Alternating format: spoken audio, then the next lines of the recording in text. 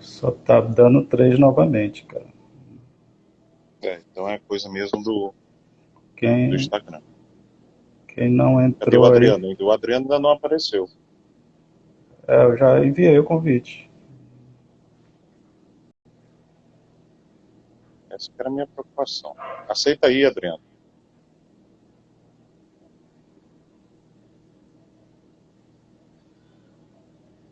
O convite está feito, né?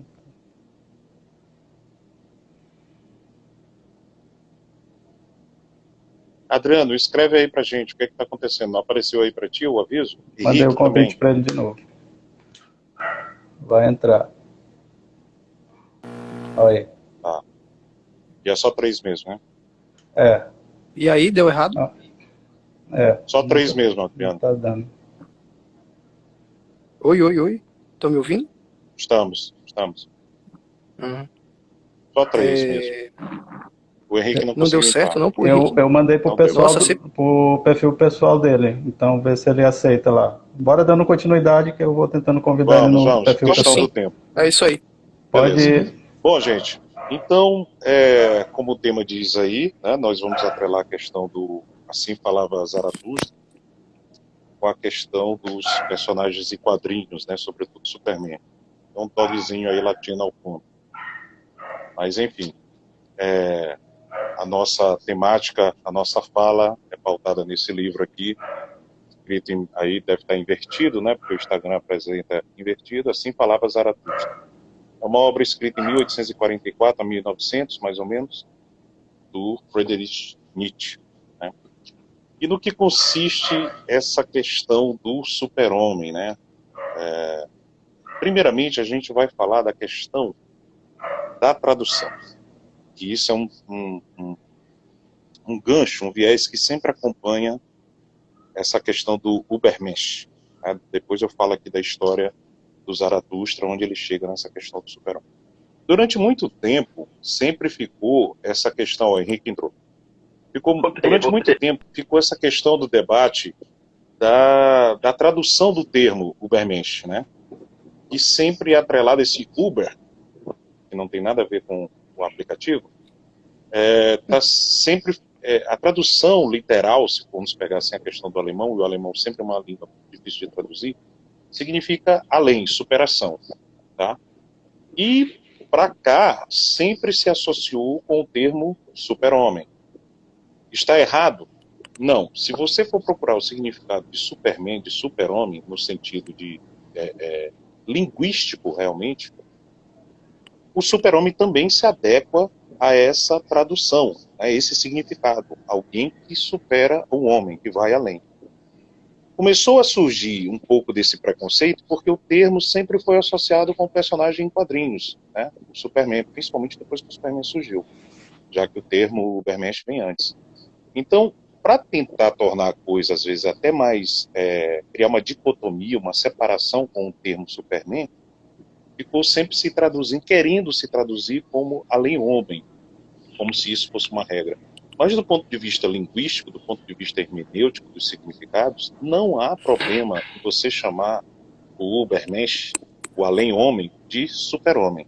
Isso são alguns conflitos que a língua acaba nos impondo, né, e às vezes perpassamos aí por situações como essas, que às vezes ocorrem situações que são até inusitadas. Eu vou pegar um exemplo aqui para vocês. Tem a série Supernatural, né, que a gente traduz aqui como supernatural. Né? Mas o que significa para a gente, no sentido corriqueiro, algo que é supernatural? A gente chama de corriqueiro. Ah, isso é supernatural.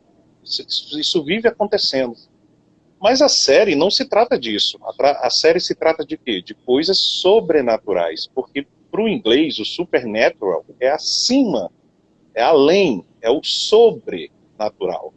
Aqui nós não chamamos coisas terríficas, de assombração, de demônio, tudo de supernatural. Né? A gente chama de quê? De sobrenatural. Mas se a gente for ao pé da letra, no prefixo, ou no sufixo mesmo das palavras, o significado não se perde. Dizer que você viu um determinado fenômeno metafísico é supernatural, acima do natural, não se perde. Mas por uma questão corriqueira, né? A língua portuguesa acabou adaptando o supernatural como uma coisa que acontece com uma frequência longa, né? Se tornando corriqueiro. É supernatural o Dom comprar na JK e não pagar, é supernatural. Então, assim, tem essas situações da língua. Então, assim, não há um desmerecimento você traduzir o super-homem do Nietzsche como super-homem.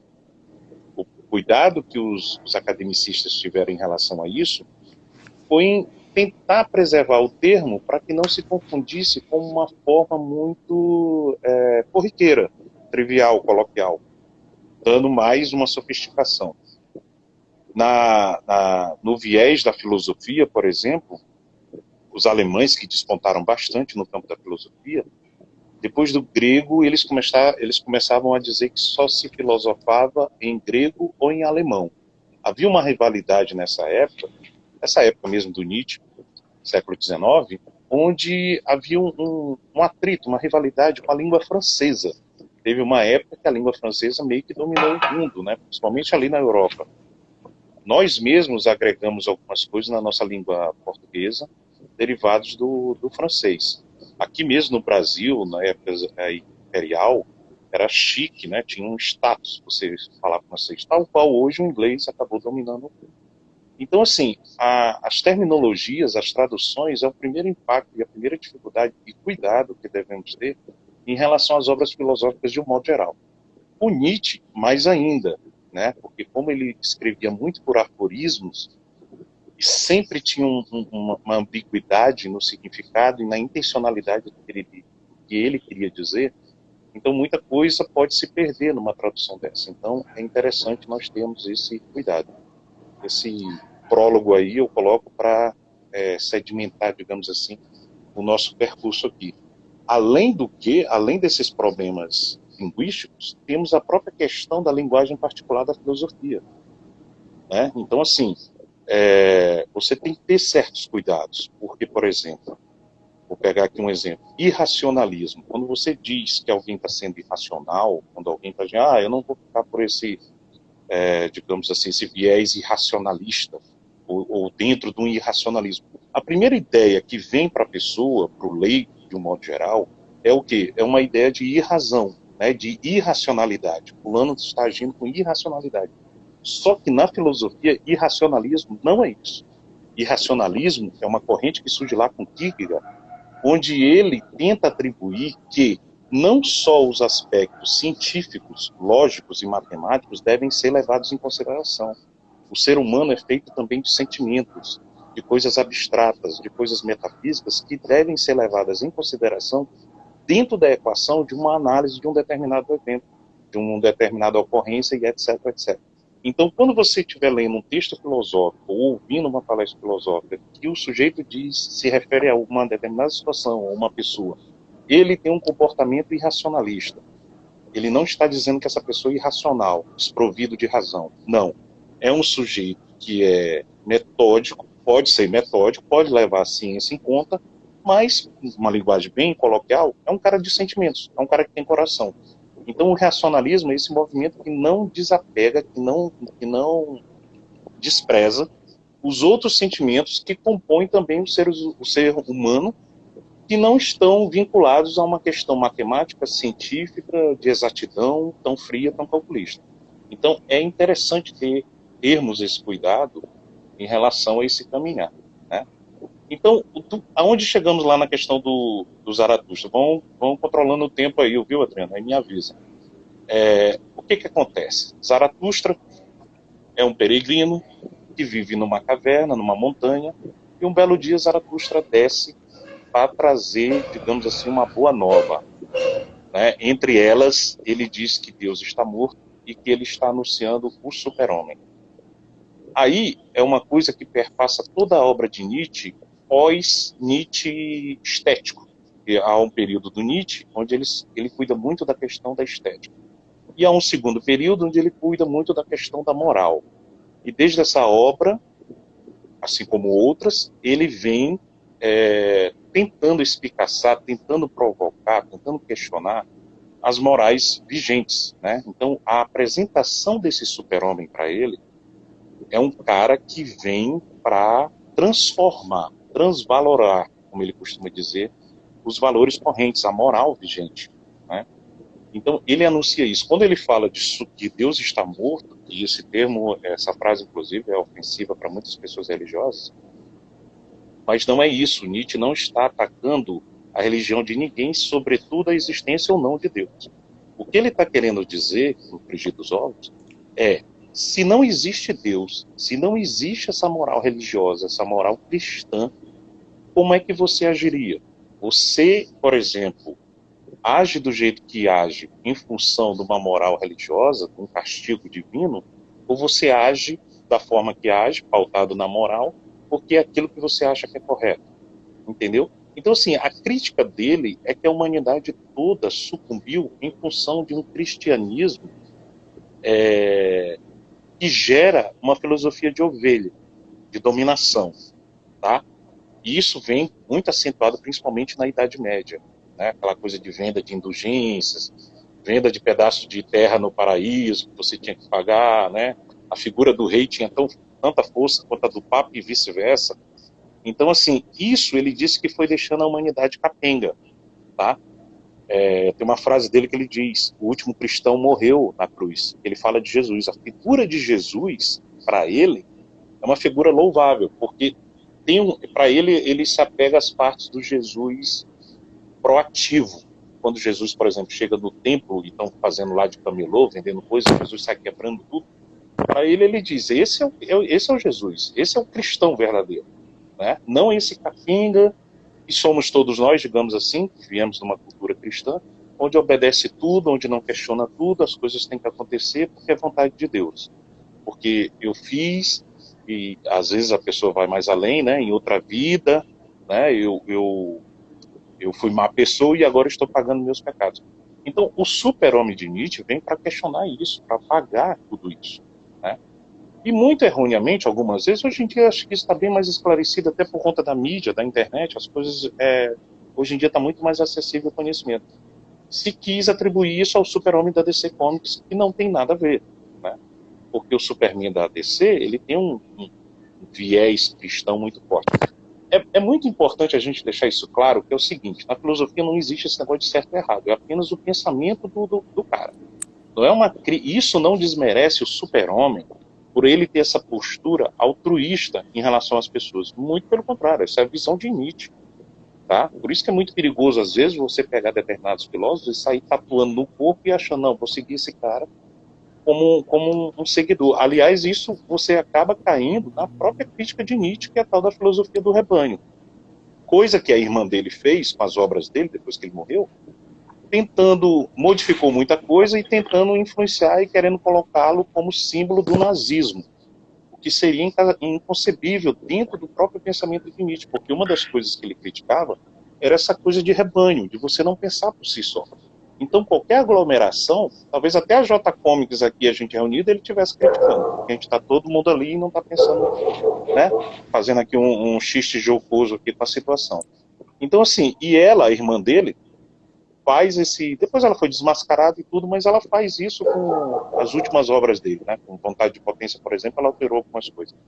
Então, assim, quando o Zaratustra desce lá da montanha e interage com o povo lá de um vilarejo, de uma cidade, ele traz essa chamada boa nova, né? Deste questionamento, desse que chega e diz assim: não, mas o que está aqui não está certo, né? E aí ocorre o seguinte: tinha até não sei nem se está contigo aí, André, aquele livro que era da política, os super-heróis e a política e tudo, que eu li um trecho, mas não estou com ele aqui. Não está aqui. Depois tu mostra aí pra galera.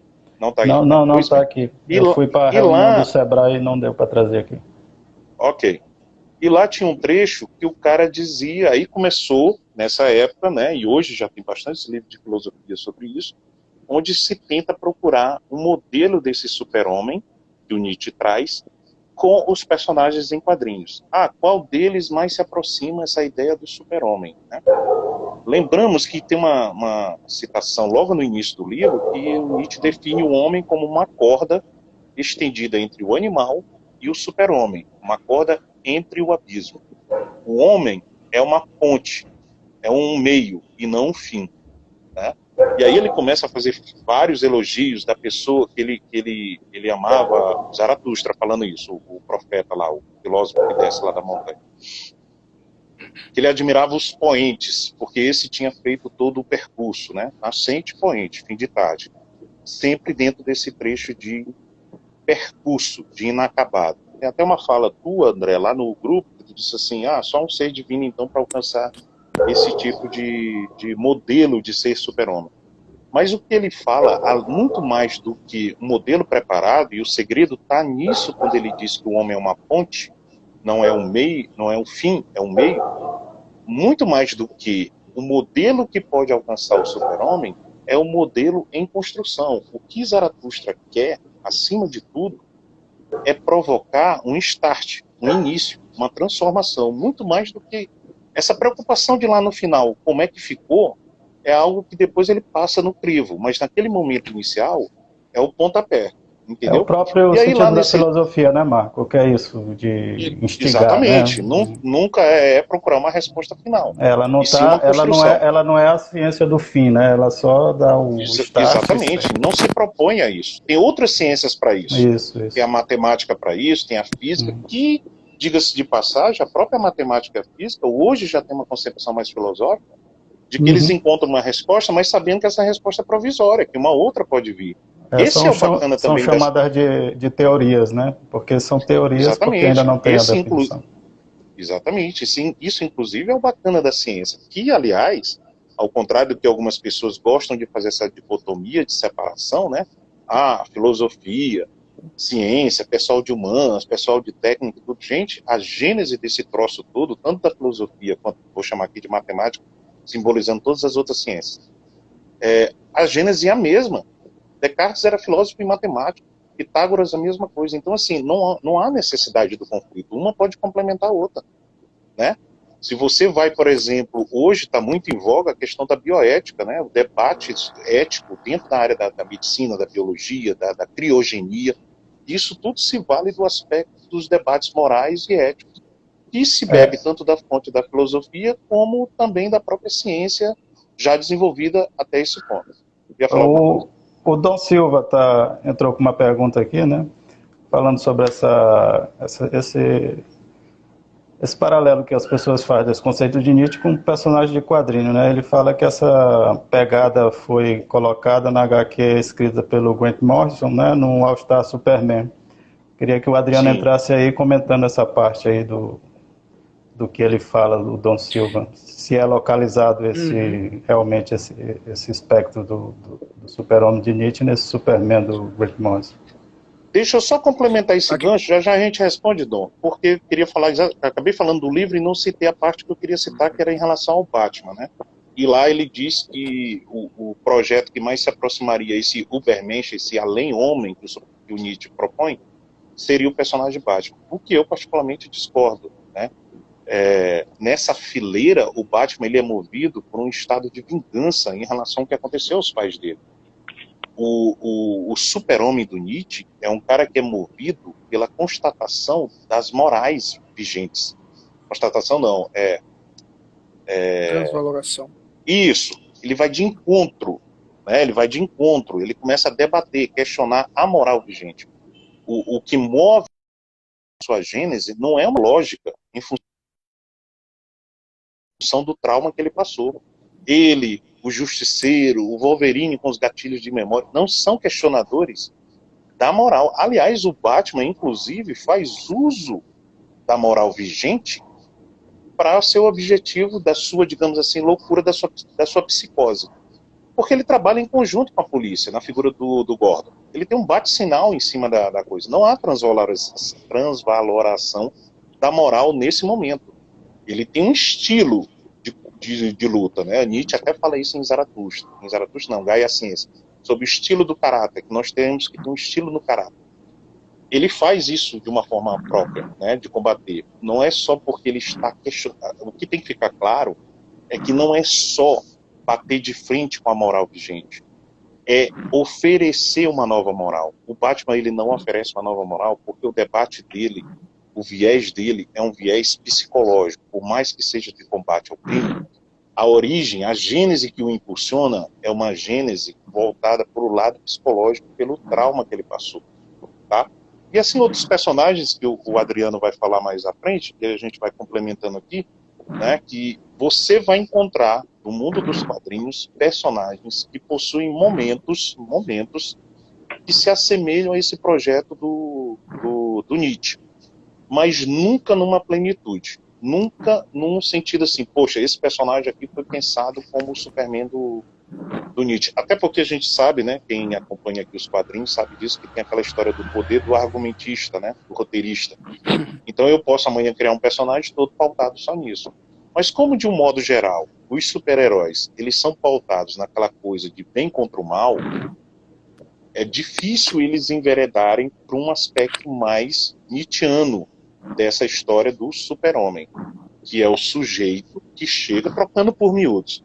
É um sujeito que questiona os valores vigentes, os destrói, que é o que ele chama de destruir ídolos, né? Ele fala isso lá em Crepúsculo dos Ídolos, e também oferece uma solução, que seria uma nova moral, né? Tem um trecho lá que ele fala que o simbolismo disso é um camelo, um leão e uma criança. O camelo é porque está ali, dominado, é a figura, é o animal mais fácil de dominar. O leão é aquela criatura que se revolta contra essa moral que está aí, né? É o animal arisco. E a criança é o zero, é o que vai fornecer o algo novo. Por isso que ele atrela essa trindade aí imagética, digamos assim, para esse desenho dele de combate a essa moral vigente, digamos assim. Vou passar a palavra aí para o Adriano, porque senão eu consumo o tempo todo. Adriano, isso é porque tá doente, né? Exatamente. Para essa contribuição que eu pretendo fazer agora, eu gostaria de... Eu creio que eles não estão assistindo nesse momento, mas eu gostaria de agradecer aos dois amigos meus, né? Um é o Gilmar, ser existencial, psicólogo, também leitor de quadrinhos, e o Alan Fernandes de Belém, que eu tive o prazer de dividir algumas cervejas semana passada em Belém, numa bela tarde, a qual me ajudou a tentar elucidar um pouco essa questão tão complexa, né? Porque muito já foi dito aqui a respeito do Ubermensch, sobre o além-homem, sobre o homem que se supera, né? Nietzsche diz que o homem precisa se superar. Diante do quesito de que Deus está morto, e uma frase que anuncia um niilismo, né? uma ausência dessa moral cristã, que estava vigente no momento, a única saída seria se superar, né? A superação do homem. Daí, eu acho que cai uma pergunta muito interessante, que é a seguinte: antes que eu possa pegar esse percurso para levar para as histórias em quadrinhos, eu me questionei a respeito de se existiu alguma figura histórica, em algum momento, nesse horizonte de tempo, de temporalidade que nós vivemos, que tenha talvez se aproximado um pouco do que seria esse Ubermensch, né? Que é esse além-homem. Daí, em Genealogia da Moral, se não me engano, no parágrafo 16, Nietzsche vai falar sobre o apreço que ele possui por Napoleão Bonaparte, o conquistador francês, homem que teve não apenas uma força intelectual, mas também teve uma condição física, né? Por que é importante eu tocar nesse ponto do Napoleão Bonaparte? Porque mais na frente será necessário retomar esse quesito para que eu possa fazer a aproximação que eu pretendo em relação a um personagem de um quadrinho muito relevante, né? Tendo em vista isso, acredito que a primeira, vamos dizer, para começar pelo início, né? Eu acredito que existe um paralelo entre dois personagens que erroneamente são ligados, são feitos esses links com o que seria o Ubermensch, que seria, obviamente, o Super-Homem, e na mesma pegada a gente vai ter o Doc Savage ali. O Doc Savage, para quem não sabe, é um herói do Pulp, né? Era um homem de cobre, ou homem de prata no caso, e ele também possuía condições de existência próximas à do Superman. Ele tinha uma pele impermeável, ele tinha super força. A diferença é que, enquanto nós temos o Superman como imigrante, que veio de outro país, de outro planeta, e se constrói uma identidade semelhante à do ser humano, o Doc Savage, ele era, digamos que, aperfeiçoado geneticamente, né? O que hoje em dia seria até algo assim meio espinhoso de se lidar, né? Por conta de uma possível alusão a uma eugenia, né? Nesse conceito de Superman, de além-homem. Onde é que eles se diferem, né? A minha intenção aqui, com os 3 primeiros exemplos que eu vou dar, com esses 3 exemplos que eu vou dar, na verdade, seria através desse apontamento do que não seria o Ubermesh, nós conseguimos alcançar um pouco o horizonte de aproximação com um personagem que seria. Nesse sentido, o que eu quero tentar elucidar é que o conceito do Ubermesh não se adequa, primeiramente, ao Superman, nem ao Doc Savage, justamente pela questão da transvaloração de uma transvaloração moral. Enquanto nós temos o Superman como aquele típico fazendeiro do Kansas, vamos dizer assim, um típico escoteiro, cheio de compaixão, uma figura que se assemelha mais a uma ideia messiânica de Jesus Cristo do que a um além-homem, alguém que se superaria. Com isso, eu não estou querendo de forma alguma tentar trazer um tom pejorativo, porque seria a figura messiânica de Jesus, mas tentando elucidar nesse ponto que as perspectivas são diferentes nesse ponto. Então, isso seriam os pontos que divergem e não trazem esse conceito do Superman para o próprio super-homem, né? Justamente por ele não ter essa transvaloração de ideias. Ele faz parte desse mundo, dessa cotidianidade, dessa mundanidade, faz parte disto e tenta fazer desse mundo um lugar melhor. Um grande exemplo disso seria a HQ Paz na Terra, né? Com a qual ele tenta, através dos poderes deles, acabar com a fome no mundo. E, nesse momento, é possível perceber, é possível conceber na gênese do personagem que naquele instante, o que é importante para ele é mudar o mundo com as ferramentas que ele possui ali e não tentar superar a si mesmo. Diante dessa questão, cai por terra uma possível aproximação direta com o que seria o Superman do Ubermesh, né? O terceiro ponto, que é interessante também a gente colocar em questão aqui, e nisso o Marco Aurélio deu um pouquinho da tônica no começo da fala dele, é que ainda assim, erroneamente, as pessoas costumam assimilar a questão desse além-homem com a figura do anti-herói, né? O justiceiro, por vezes o demolidor, o próprio Wolverine com seus gatilhos psicológicos, né? É necessário entender que o além-homem, ele está numa condição de existência que ele supera a própria vingança, ele supera o que poderia ser entendido como punição, como castigo. A indiferença do Ubermesh não é uma indiferença cruel, mas é uma indiferença com a qual ele percebe que a existência dele não depende de um viés mesquinho como seria o espírito de uma vingança. Ele supera isso, é um constante superar-se. Ser ao além-homem, ter esse momento além-homem, além de se questionar, mais do que nunca, é superar a si mesmo, superar suas próprias sentimentalidade mundana. Nisso, esses personagens falham, e eu até acredito que muito do que possa ter sido relacionado a eles como super-homem seja, inclusive, até uma herança ingrata da interpretação desonesta que foi dada a esse termo através do cunho nazista, né? Então, de alguma forma, sobrevive um pouco dessa interpretação errônea, né?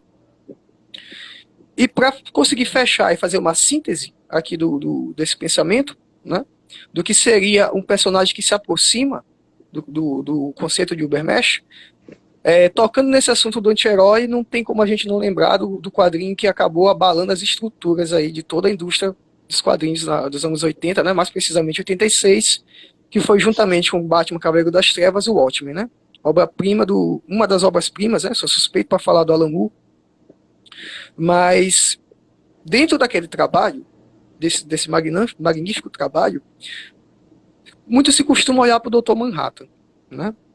Ele é alguém que tem uma indiferença, né?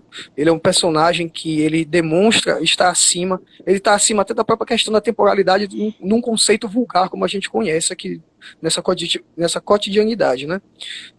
Isso, a gente acaba às vezes não percebendo ali o quanto existe um link muito visceral com o Ozymandias, né?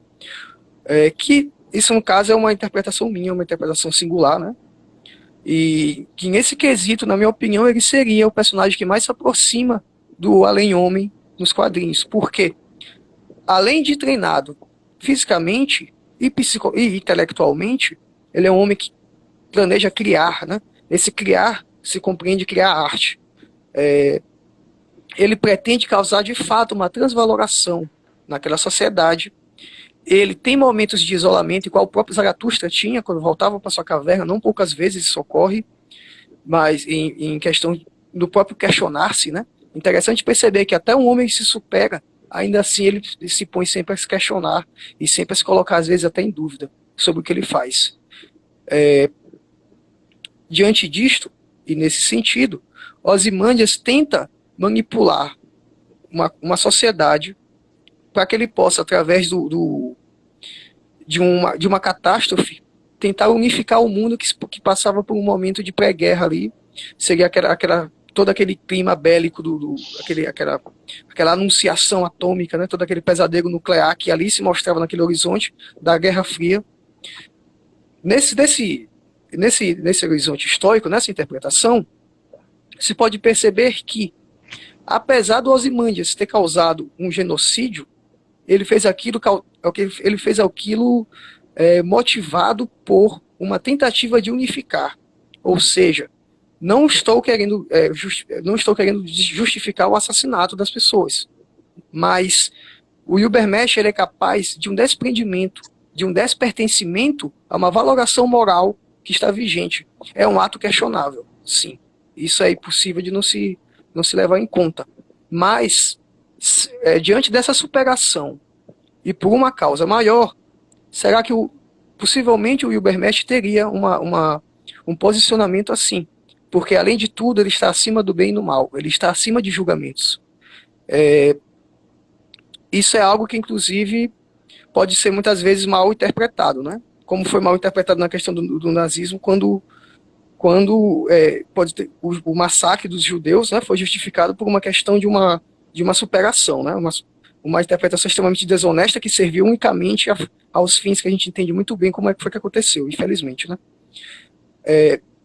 O fato de ter citado Napoleão Bonaparte no início dessa síntese era justamente para fazer essa correlação, porque a figura de Napoleão Bonaparte, embora no finalzinho da obra de Nietzsche ele venha a discordar em certos pontos de que ele seria de fato o Übermensch que existiu, ela coincide com o fato de sacrifícios terem que acontecer.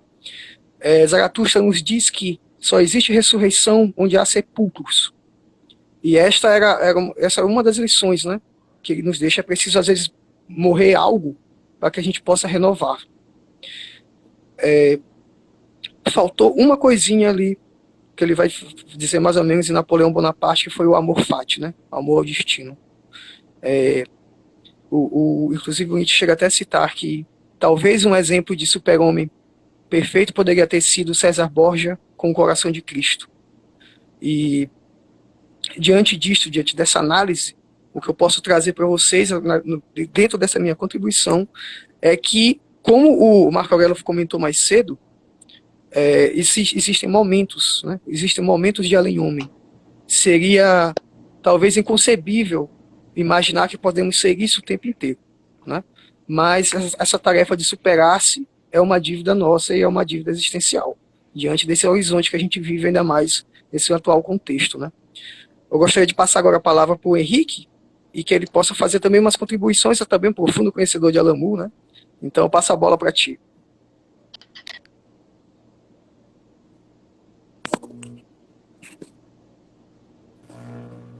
Henrique?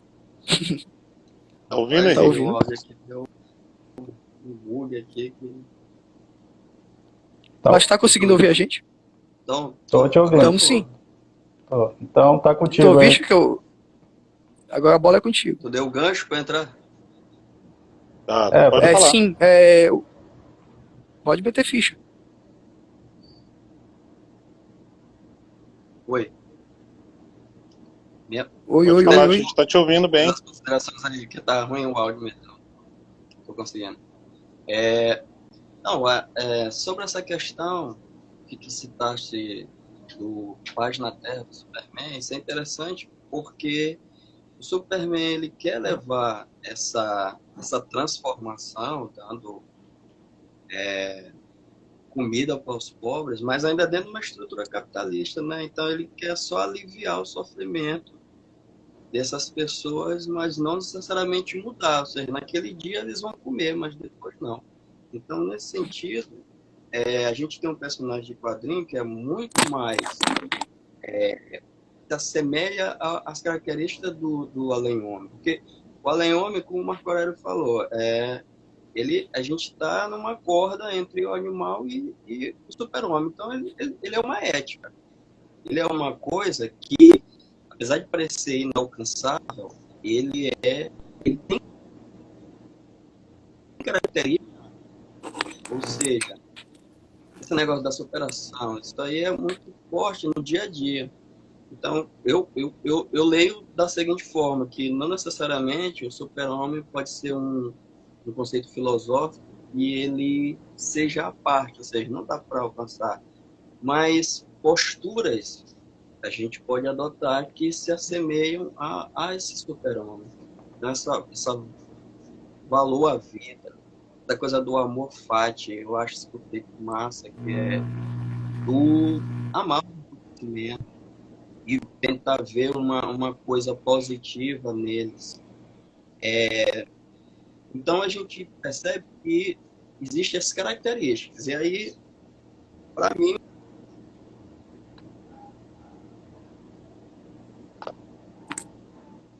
Travou aí Internet, pra vocês? o internet Adriano do Travou, travou. Maiobão aí é foda. Travou um pouquinho aí. Travou um pouco, gente, a É internet. o fuso horário do Maiobão pra cá. tá certinho aí? Tá todo mundo Tá, Tá, tá. voltou, pode ir. certinho, tá?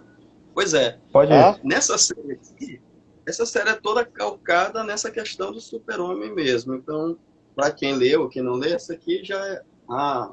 o quadrinho aqui já inicia com a citação do Zaratustra, ou seja, eu invoco, eu estou mostrando o super-homem. E as características desse personagem aqui são realmente transformadoras. Ele vai transvalorizar uma série de coisas. Quem leu, e aí para todo mundo ler isso aqui, que para mim ele é de 82 esse quadrinho. Então muita gente fala de Watchmen, mas o Alan Moore já está revolucionando a narrativa e a questão do super-herói aqui nesse quadrinho, onde ele... É o Miracle Man? É o Miracle, onde ele no final da HQ ele realmente muda os valores. O mundo que ele apresenta, e é por isso que eu falei de Paz na Terra, e o próprio Ozymandias no Watchmen, me parece que ele quer criar uma coisa ainda calcado nas estruturas da coisa. Então ele quer dividir a guerra, ele vai criar uma nova coisa, mas ainda assim calcado na economia soviética dos Estados Unidos. O cara que não, ele realmente, a primeira coisa que ele faz é ser político. Ó, vão embora, vaza. A era de vocês terminou. E aí ele vai mudar todo o até tem uma parte, e não fazendo apologia à droga, claro, mas as pessoas que são consideradas os grandes exploradores, justamente LSD, usam alguma substância expansivamente, alucinógena. Essas pessoas são tidas como heróis da sociedade. Quando ele assume. E aí, como eu disse, são características que a gente pode apontar como dentro do Ambamesh, mas claro, e aí ele tem características que não tem, ou seja, ele se isola da Terra, ele cria um Olimpo lá em cima, e ele meio que se isola, ele vai jogando a moralidade, mas ele não quer ficar perto das coisas. Que não é uma coisa do super-homem, porque o super-homem é a valorização do grupo, né? Ele não é um filósofo individualista. Então, pelo que eu leio, ele sempre está reforçando a noção de grupo, a noção de a coisa da humanidade, né? E reforçando que o próprio Superman ele está ali para combater esse risco. Então, é um cara que ele vive no presente. Ele tem uma almofate, ele aceita as coisas que vêm para ele. E aí, lembrando agora o que o Marco Aurélio falou, que o André falou lá na banca, que seria uma coisa talvez inalcançável, mas nós temos tendências de super-homem ao longo da nossa vida. Tentar ver a positividade de coisas que querendo derrubar. O próprio André, não é por ser meu amigo, mas ele é um cara desse tipo. Ele pega os aspas dele da vida, mas sempre chega na banca dele. Ele parece que ele não está tendo problemas, cara. Apesar de que ele tem muitos ao longo da vida. Mas ele é um cara que tem essa coisa. Está sempre vendo lado positivo, sempre vendo coisas assim. Então, primeiro a comer fica com uma questão da pessoal, essa temática aí do desejo. Essa pegada aí do Alan Moore, que vocês colocam, ele sempre destruindo alguma coisa, tem muito do anarquismo, né? De destruir e para reconstruir algo realmente novo, né? Porque aí o que acontece? Tipo. Pois mas aí o que acontece? É essa separação e esse cuidado que a gente tem que ter. Por exemplo, V de Vingança. O V de Vingança, que talvez seja a obra mais anárquica aí que a gente pode falar, junto com Ótima também. Mas são, ainda assim, esse Superman, que é o V, ele é movido por aquele sentimento de vingança. É um sentimento de transformação nesse sentido. Por isso que eu falei, há momentos. O Ozymandias, pegando o gancho aqui do Adriano, ele se aproxima, ok. Mas o projeto do super-homem, como Ozymandias, dessa coisa nietzscheana, cai por terra exatamente nesse dos fins justificam os meios. Essa coisa aí está muito mais para Maquiavel, inclusive é uma edição do Príncipe de Maquiavel, que Napoleão comenta, né? Com comentários brilhantes, diga-se de passagem, mas está muito mais a ver com esse caráter utilitarista, né, dos fins justificam o meio, do que realmente esse projeto de super-homem. Porque aí, nessa pegada, a gente poderia colocar o Justiceiro, poderia colocar outro e tudo e tal. Não é essa dizimação em massa que vai justificar ou que vai solidar ou confirmar essa história do projeto do super-homem. Por isso que eu digo, há momentos. Mas sendo assim, então, esse projeto do Nietzsche tudo tem um caráter puramente utópico? Sim. Se a gente for levar, a gente tem que se... É quase impossível, embora na filosofia, por exemplo, de modo geral, a gente procura não ficar preso à historicidade, né, do filósofo. Mas é quase impossível. Você tem que lembrar que Nietzsche está ali criado numa família protestante, altamente ortodoxa, né? Ele vive ali no século XIX, numa Alemanha que é muito rígida, e etc, etc. É fácil você imaginar isso no papel. Mas, na hora da aplicabilidade, é um negócio meio contraditório. E aí vira utopia, mas a utopia, e eu volto para o gancho da minha fala lá do início, sobre os significados filosóficos dentro da linguagem. Nesse sentido, quando se fala de utopia na filosofia, não tem um caráter depreciativo. E tem o caráter da tal corda do homem entre o animal e o super-homem. Tem a ver com o caminho.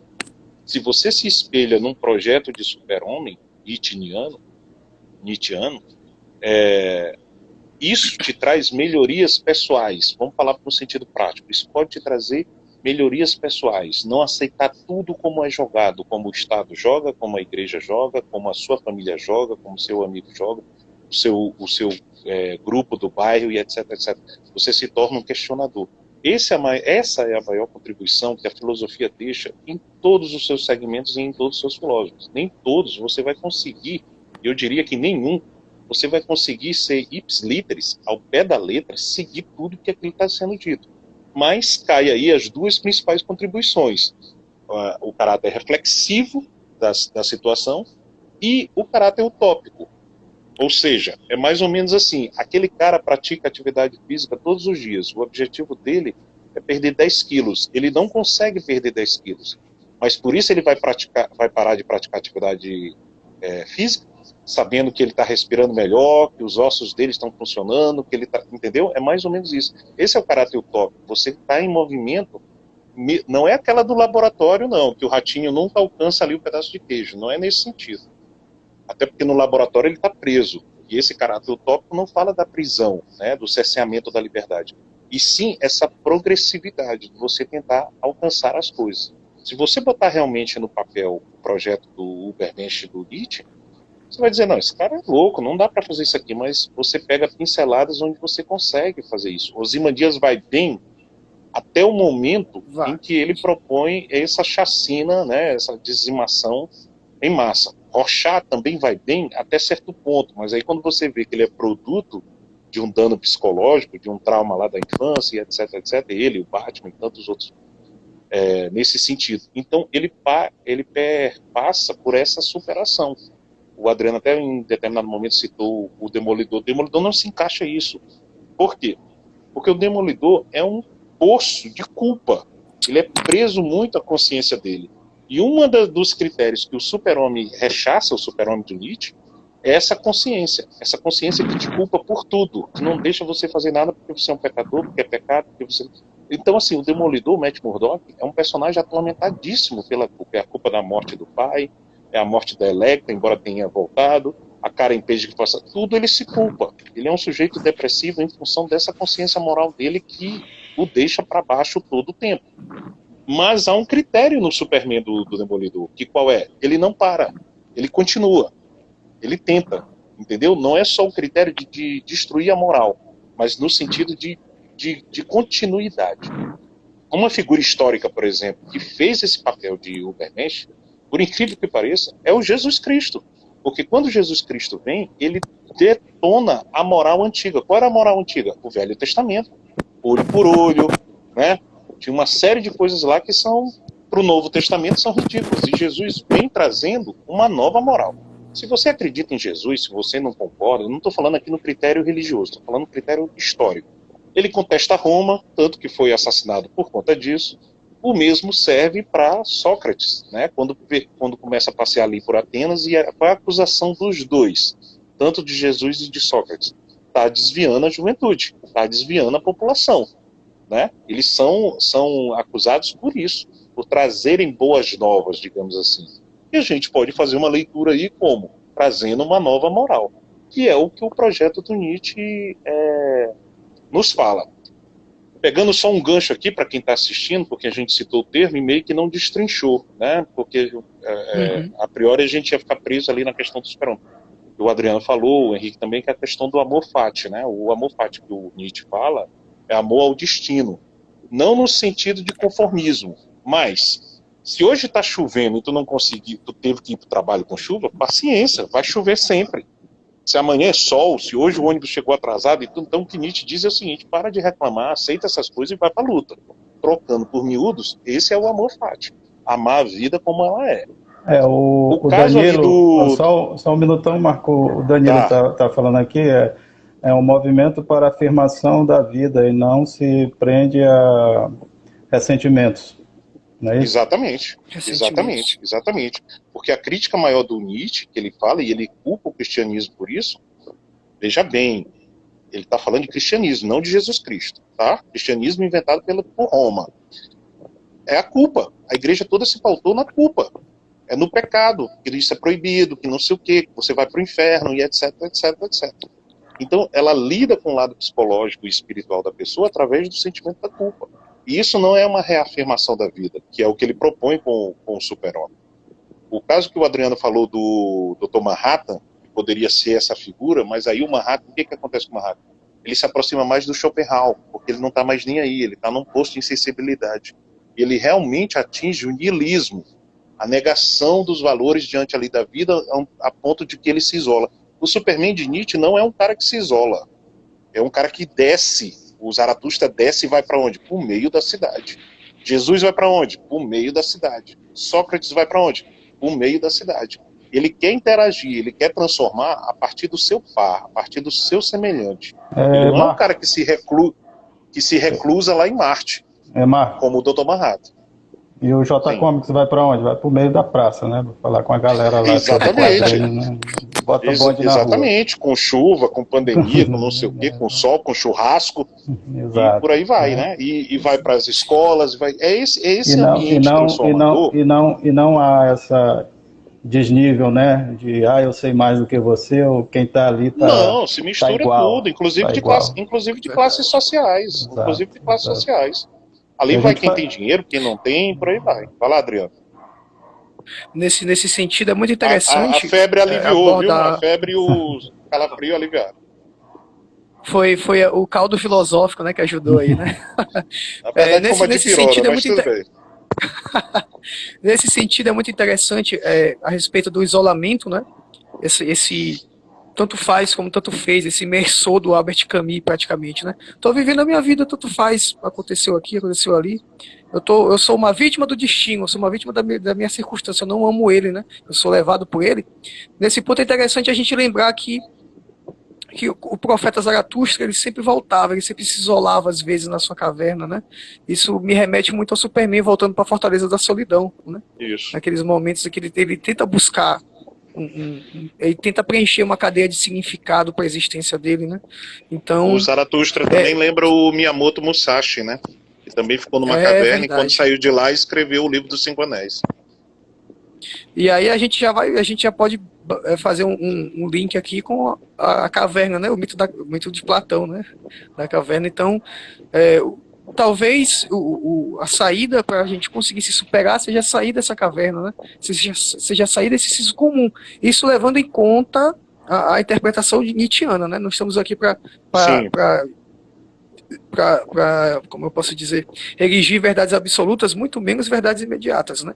Mas é sim, sempre claro. bom a gente ter essa gama de interpretações plural, né? Aliás, afinal de contas, esse é o nosso objetivo aqui. Sim. Mas é isso. Como é que tá nosso tempo aí, André? Tá estourando. Já temos quantos minutos? Já chamou o reloginho aí, Não, André? não avisou nada não. Tá? Então acho que está na hora da gente fazer umas recomendações, né? É De leitura Não, e aqui. eu queria Separaste saber se alguma coisa alguém aí? aí, se as pessoas que estão ouvindo, querendo mandar pergunta, acho que agora É pode ser o momento mais ideal, né? O Tobias Salazar, nosso detetive baixa renda, ele está fazendo uma pergunta que eu estou tentando localizar. Se ele puder mandar aqui na caixinha que tem aqui com a interrogação, fica melhor para a gente ler. Ele perguntou assim, o filme Poder Sem Limites, isso eu não Não, conheço ainda. tem outra coisa que eu queria falar, antes que eu esqueça, da questão do Superman, já que eu estou falando que há momentos de super-homem em todos os personagens, tá? Tem um livro aqui interessante que se chama Filosofia, deixa eu ver aqui porque está em espanhol, Super-Heróis e a Filosofia. É um livro espanhol que eu ganhei. E tem um trecho lá interessante falando sobre o super-homem, que esse é o momento em que o Superman é Superman de Nietzsche. Ele diz aqui, o autor diz aqui, é o Tom Morris, Matt Morris, ele diz assim, o super-homem, ele não é super-homem quando ele é super, quando ele tem os poderes dele. Isso é condição normal dele, é condição sine qua non dele, é normal. Ele voar, ele ser a prova de balas e etc, etc. Ele diz que o super-homem é super-homem, e isso se enquadra nessa coisa de quando você é além-homem. Quando é que você é além-homem? Quando você é super-homem. É quando você supera as suas fraquezas, quando você tem consciência das suas limitações e você vai além. Se Zico bate bem falta e tudo, disso não faz nada disso faz dele um super. Se o Ronaldinho Gaúcho dribla todo mundo, isso não faz ele de um super, porque isso é condição normal dele, para eles isso flui de forma, pegar o gancho da minha fala lá no início, supernatural. O super-homem é super-homem quando ele está diante da kryptonita, porque ele nunca se entrega, ele continua lutando mesmo diante da kryptonita. Mesmo lá em Superman 1, do Christopher Reeve, quando aquela assistente do Lex Luthor, do Jenny Hackman, vai lá tirar a corrente que está cheia de kryptonita, mas antes dela tirar, ele está lutando com todas as forças, mesmo a kryptonita deixando ele para baixo. Dificilmente, eu pelo menos não lembro de uma passagem do Superman que ele está diante da kryptonita, onde simplesmente ele só cai e desiste. Não, ele continua tentando. Geralmente ele não consegue, dependendo do tamanho da kryptonita e do poder dela. Mas ele luta. É nessa hora que ele é um Superman. Não no sentido de transvalorização da moral, mas no sentido do percurso, de continuar lutando mesmo sem seus poderes. Ele não é um cara que, vou morrer, chorar aqui, porque agora eu não consigo voar e eu não sou a prova de balas. E esse é um momento muito marcante ali para esse super-homem. Né? Porque a gente tem que lembrar que esse Superman de Nietzsche é não só o questionador da moral vigente, mas como é no caráter de, que é o que Nietzsche chama, vontade de potência, né? E aquela energia da continuidade transformadora, da luta e etc, etc. É isso. Boa. A gente às vezes acompanha tanto personagem e não se dá conta desses Não, pequenos muitas detalhes, dessas né? coisas passam batidas. Passa Muitas batido, dessas coisas passam exatamente, né? batidas. A gente E tenta para quem associar é leigo, fica difícil. a gente tenta associar automaticamente a força mesmo, ao superpoder, né? Exatamente. Mas esquece que na Exatamente. fraqueza que às vezes está realmente É que o há grande poder da superação. superação, né? Então, Exatamente. bem colocado, Marcos. Só tentar ler aqui a pergunta do Tobias. Vocês conhecem o filme? Qual é o filme? Poder Sem Limites? O nome não me é estranho. Ele está perguntando se esse filme fez um bom proveito do tema aqui, né? Ou se deturpou. Aí a gente teria Eu que não ter lembro acompanhado agora esse assim do filme. filme em si. O título não me é estranho, mas eu não estou Tobias, lembrando do dá filme. mais alguma dica desse filme para a gente Uma tentar dica aí, associar com ele. quem é esse filme? De que Enquanto ano, quem isso, é o mais autor? alguma pergunta? Não, foi só essa agora. E aí, o que vocês têm Vamos mais lá a para as acrescentar? recomendações, né, antes da live cair. Isso. Sim, é verdade. Vou começar logo. O que eu já falei aqui, ó. Eu não sei se essa edição tem aqui no Brasil, né? Dos super-heróis e a filosofia. Como eu disse, foi um amigo meu que estava em Barcelona, trouxe para mim. Ele, É uma rapaz, encontrei versão um livro espanhola aqui, aí, a no tua caso, né? cara. Hã? Isso é uma versão É o espanhola, quê? né? É espanhol É, em esse aí, né? espanhol isso aqui. É, muito bom. O próprio, né? Assim falou Zaratustra. Uhum. Tem no formato Pocket também. Isso aqui é da LPM. Esse aqui muito legal, ó. Curso de filosofia, uma coisa assim bem básica, tanto para professores como para entusiastas da filosofia. É muito interessante. São pinceladas rápidas, né?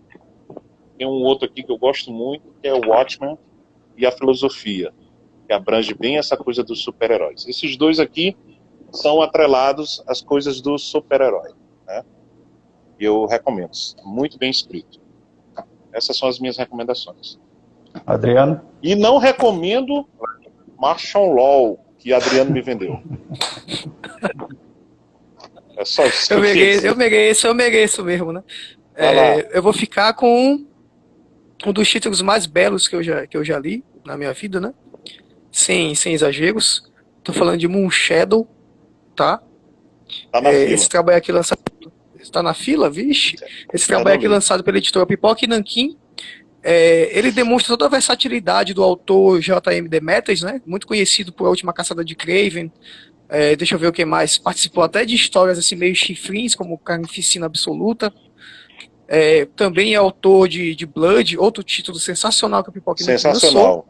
E ele vai narrar, assim, ele se assemelha um pouco a Blood na questão de narrar o início e o fim de uma vida, né? Uma vida permeada por questões existenciais, e nesse trabalho em especial, esses 12 capítulos, cada capítulo ele tem uma abertura de acordo com alguma obra literária. Então vai ter Dostoiévski, vai ter Aristóteles, vai ter também James Joyce. Então, assim, é uma trajetória de vida permeada por literatura e questionamentos. Então, assim, eu recomendo muito. Melhor que De vez Martial em Law? quando ele tá... Melhor que Martial Law, eu tenho que admitir. Mas são duas... Até me engasguei. Então, quem tiver a oportunidade de pegar numa promoção por aí, não perca a chance. E agora conosco, o nosso inimigo número 1 dos nerds, né? O nosso amigo Henrique, por gentileza. Só essa indicação, né? Vou indicar também um quadrinho aqui, ó. Esse aqui dá pra ver. Loja Comic. É uma biografia do Vitória de Música, quadrinho. Esses caras aqui são Henrique, tenta falar mais próximo do microfone, Henrique. Tá, né? Henrique, não tá pra gente ouvir, não. Oi, tá ouvindo agora? Melhorou. Melhorou. No caso, essa aqui é uma biografia do Traz do Moço. Então, a gente vai contar vários casos da vida do cara. Tudo interessante. E aí vem outra que é o Calvin de Haroldo, que é uma tirinha do Bill Watson, que tem cunha existencialista, que é um caso de noções filosóficas. A pergunta por que nós estamos aqui, uma série de coisas que o Bill Watson coloca nessa tirinha. Uma falda, ela é o fim pra galera que eu cheguei a pagar tudo. ficção científica tirada do Astro Boy, mas trouxe aqui para ela discute esse negócio que é a vida, né? As máquinas, chega um ponto que eles se concentram e tudo, e como dar direito a essas máquinas que não dá alma. Então, são três quadrinhos que pedem questões mais existencialistas. Não é? Beleza. André, é com você. Cara, o Tobias mandou mais aqui detalhes sobre o filme, eu não estou conseguindo ler direito. Ver se vocês conseguem E o meu, ver na tela. o meu chat não tá funcionando. O meu O chat chat também tá não, paralisado faz tempo. parou no dom. Meio... Parei no dom também. O Poder meu Sem parou no Limites, IEL. ele tenta descrever subiu aqui agora aqui. o que é o Poder Sem Limites, né? Que 3 garotos ganham poderes e um deles, aí entre parênteses, o que sofria bullying antes dos poderes. E se baseia na filosofia de Nietzsche e acaba se tornando um super vilão. No caso aí, um dos participantes do filme, né, se baseando nesse conceito de super-homem do Nietzsche, acaba, por adquirir superpoderes, se tornando um vilão, né? É um questionamento assim, às vezes tem isso, né? A gente abordou esse tema naquele último J-Comics que a gente fez, né? Vilões, o arquétipo do mal, né? Porque um cara se torna vilão, né? De repente ele ganha, Porque o que acontece às vezes, que as pessoas às vezes confundem um pouco, e isso a filosofia de Nietzsche foi muito mal interpretada, é que eles acham que os ditames, os escritos do Nietzsche sobre o Superman é necessariamente força. É imperar, é ser tirânico diante dos outros, porque eu sou melhor, eu sou mais forte e tudo e tal. E quando na verdade não é isso que ele propõe. Nesses dois segmentos, tanto no quesito de questionador da moral, como na transformação, quando ele diz que é o homem entre o animal e o super-homem, o homem é uma corda entre o homem e o super-homem, ele está falando da pessoa em si, diante do mundo. Não é num sentido tirânico. Mesmo quando ele fala lá de Napoleão, lá na genealogia da moral, ele está falando das características intrínsecas de Napoleão, ali como pessoa e tudo. Não porque Napoleão dominou a Europa toda, o Alexandre o Grande dominou o mundo todo, não é nesse sentido tirânico. Mas as pessoas interpretaram muito mal nesse sentido, né? A prova disso é o nazismo, sempre atrelado com essa questão do Übermensch do Nietzsche. Como o alemão, de um modo geral, sobretudo naquela época, já tinha aquele ar altivo, de arrogante, eles é que conhecem a coisa, etc, etc, isso se plasmou, se formou de uma forma mais consistente ainda essa deturpação nesse sentido. Se você vai ler a genealogia da moral, ele fala exatamente, é uma continuidade desse questionamento, desses valores morais. Não no sentido de vamos fazer uma revolução aqui, eu sou líder e tudo, porque isso sempre vai culminar numa filosofia de rebanho, coisa que Nietzsche criticava. Entendeu? Mas... Agora, nada vai impedir de uma pessoa pegar esses conhecimentos e verter para o mal. Eu posso também pegar a arte da guerra lá do Sun Tzu e também aplicar para o mal. Entendeu? E dizer, não, foi Nietzsche que me ensinou isso, foi Sun Tzu que me ensinou isso, ou Miyamoto Musashi que me ensinou isso. Não, você deturpou em função daquilo que você já queria, de um caráter maléfico que já era seu.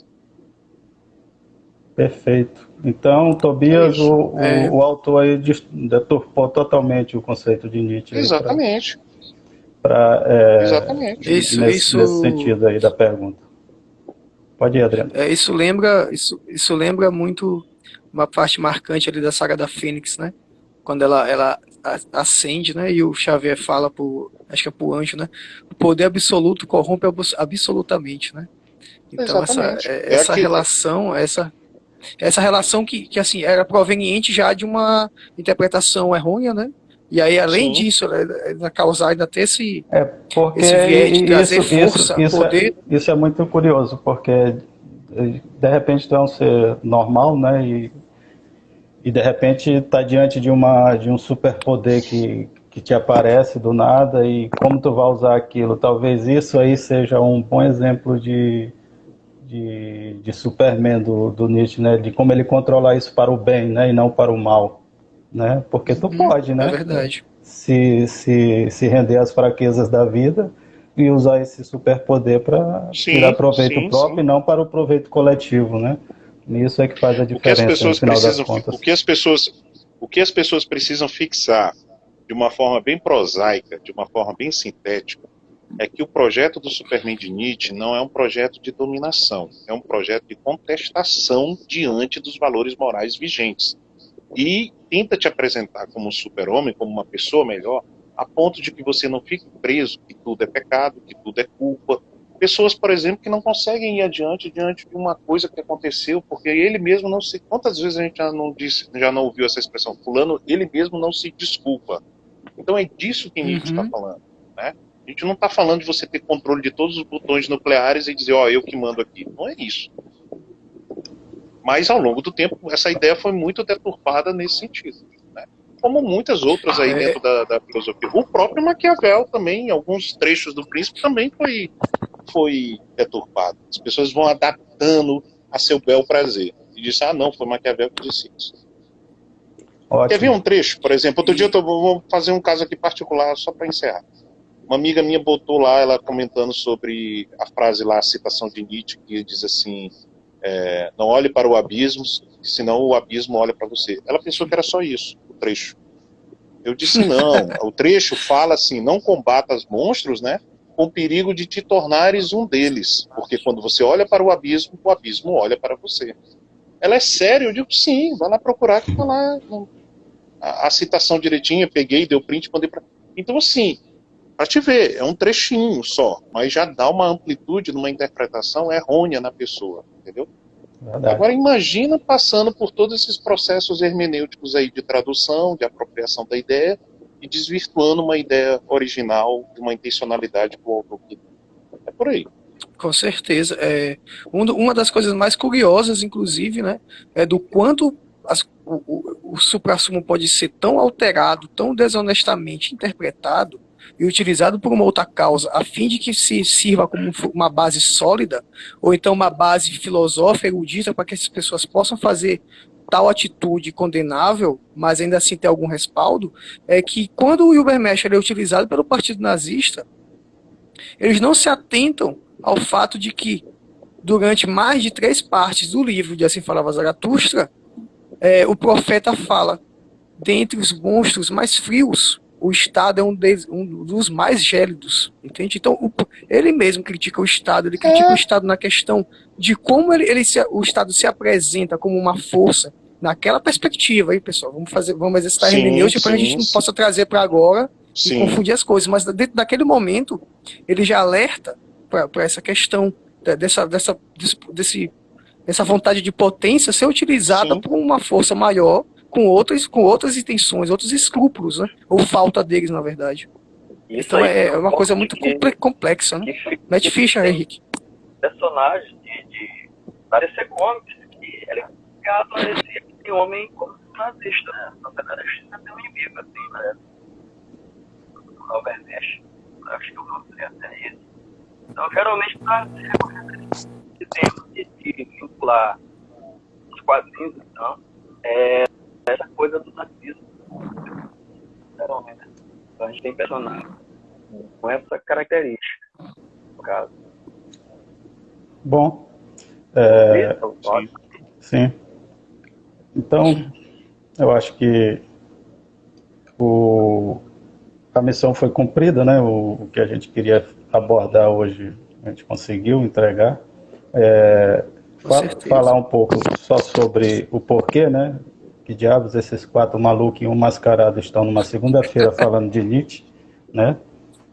Assim, porque não é uma obrigação, não, mas acho que é um desejo nosso, né? De que as pessoas também possam ler alguma coisa e ter esse algo mais que tem na leitura, né?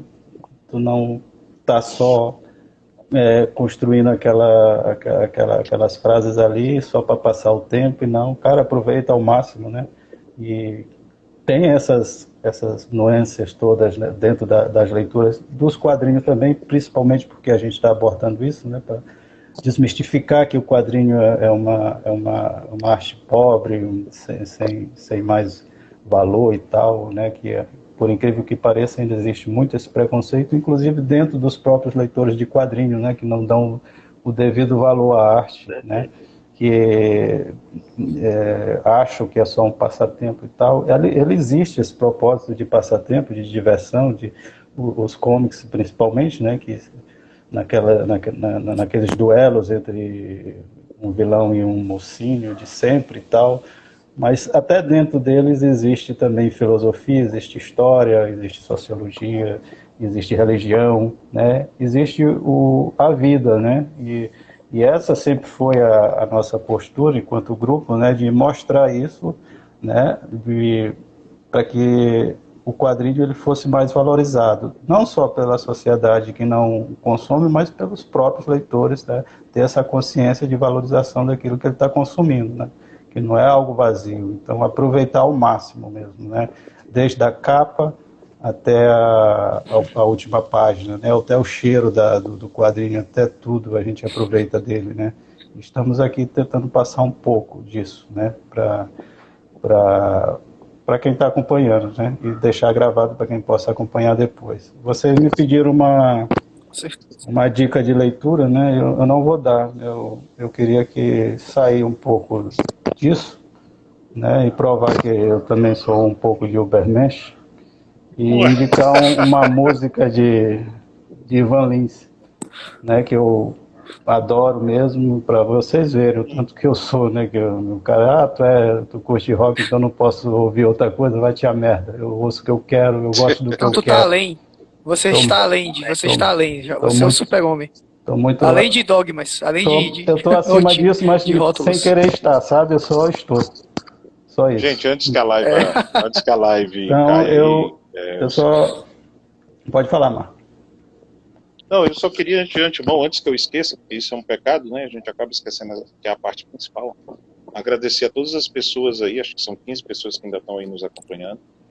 Né? 15 corajosos. Esse tipo de live aqui só acontece graças às pessoas que estão nos ouvindo e nos vendo. Eu espero que a gente tenha conseguido alcançar minimamente, né? Não tenha sido tão pueril, e que a gente consiga, né, despertar exatamente isso aí que o André está falando, de ir em busca de mais leitura, de mais percepção dos quadrinhos, da filosofia de um modo geral. Espero que a gente tenha conseguido aí, como eu falei, minimamente ter alcançado a todos esse sentido mais magnético aí da atenção. São essas palavras. Com certeza. Bom, eu já pego o gancho aqui para também já só fazer uma... Quer continuar, André? Eu já ia me despedir logo também. Não, só porque tem é o Irami Araújo. Olha, ele está dando uma dica. A editora Marca da Fantasia, de João Pessoa. Tem vários livros que tratam de quadrinho e filosofia, dando uma dica aí, né? Poxa, lembrando, interessante, vou atrás. O grande Irami está lançando um quadrinho novo dele, né? Além das lendas. E domingo agora vai ter live. Na verdade, live não, vai ser uma super live, porque ela vai ser em 2 blocos, né? Para mostrar a grandiosidade que é o quadrinho maranhense, né? Então porque nesse quadrinho, além do Irami, tem 5 artistas, né? Eu acho que ele botou a galera dessa vez para trabalhar, todo mundo, pegou todo mundo que estava aí, né? E deu o que fazer, né? Então, domingo já agora vai ter essa live. Eu estou muito cansado por outras coisas aqui, mas a gente vai estar aqui firme e forte para dar esse merecido destaque, né? Eu acho que um quadrinho lançado no Maranhão é uma puta alegria que a gente tem aqui, porque é de uma qualidade incrível. Hoje eu pude ver, ele me levou lá um exemplar para eu olhar, poxa, cara, tá assim, você fica lambendo mesmo assim com os olhos, né? Então tá belíssimo. Então, Adriana, pode encerrar. Não posso falar. Ai, Adriano, fala aí. Então, muito obrigado a todo mundo que permaneceu aqui conosco, né? Se juntou numa segunda-feira, porque segunda-feira já é um dia chato. Aí você ainda coloca a Nietzsche, que não é chata, mas porra, não pouquinho melhor do que assistir. Como é hoje? É dia. Tela quente. Tela quente. Tá cortando tua conexão aí, Adriano.